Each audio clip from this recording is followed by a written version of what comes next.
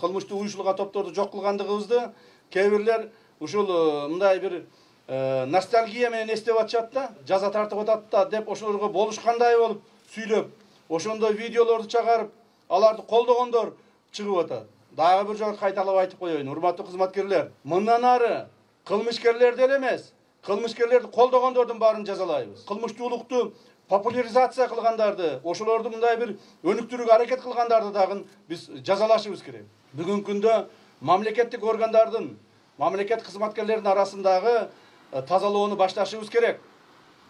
Райондордо, облустарда, министрликтерде, мамлекеттик органдарда, уюмдарда мамлекетке каршы иштеп, пайдасын тийгизбей, зыянын тийгизген кызматкерлер көп.